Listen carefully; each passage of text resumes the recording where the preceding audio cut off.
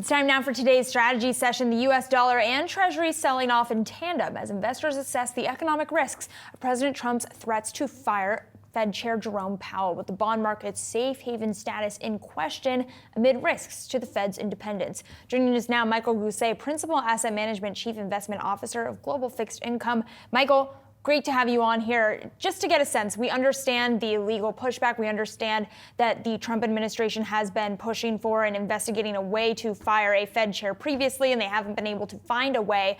But hypothetically, how bad would a firing of the Fed chair be for financial markets?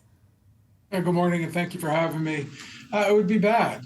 There's no doubt that the uncertainty that already exists with regard to tariffs, how that plays out in terms of growth prospects going forward, are undermining some of the markets that were just referenced. Certainly, if we go forward and start to think about just the overall security and trade apparatus that have been dominated by the U.S. for the last 40 or 50 years coming into question, you're seeing that undermining the value of the U.S. dollar. If the independence of the Fed, which is ultimately what you're talking about, comes into question and is actually realized, I think that would further put downward pressure on the confidence that foreign investors have in investing in U.S. dollar assets. You know, I wonder, because the Fed right now, of course, continuing to be as data dependent as ever, they're continuing to try and figure out in the different data prints how that's going to impact their own policy pathway, but also for, major chief investment officers like yourself who are looking across the fixed income space. I wonder how that's influencing in the data prints what you've seen kind of on aggregate to influence the fixed income investment strategy right now.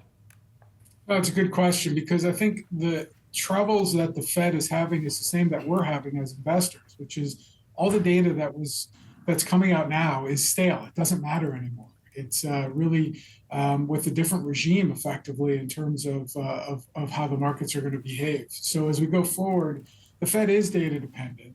But I think what the Fed, as well as most investors, understand is that tariffs, as they stand today, are inflationary. They erode growth. And you don't need to see a lot of hard data start to show up to support that soft data, which has already been coming through weaker, to suggest that a significant slowdown is on the horizon. Now, we don't think we're seeing a recession imminently, but the longer this uncertainty persists, the more likely you're going to see that play out. When might we see that soft data turn into hard data and tip over to indicate that these tariffs are causing a real risk to the economy? It's probably another month or so before you really start to see that hard data show the deterioration that we all expect. I mean, you certainly have heard anecdotally from CFO surveys and companies themselves as they release earnings with really no guidance. That should undermine some confidence that M&A and capital expansion, as well as hiring plans, are definitely being put on hold.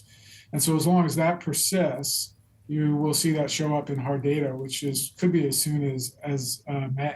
And that's really good context, I think, for the audience, just in terms of when we will see that tariff momentum playing out in economic data. I do want to talk to you about some evidence we're seeing in bond market moves, specifically the 2s10s yields curve here, hitting a new cycle high. What does that tell you about the degree to which the term premium is rising for investors and what that tells you about sentiment? Yeah, I think there's two pieces in there. One we hit on earlier, which is those international investors who are a large supporter of the U.S. Treasury market. Perhaps are getting a little nervous, whether that's related to some of the government uncertainty and policy uncertainty or growth uncertainty and inflation uncertainty. But regardless, that's undermining some of the confidence that they have. And as a result, you're seeing more term premium need to be priced into the market to incentivize them to invest in the U.S. Treasury market.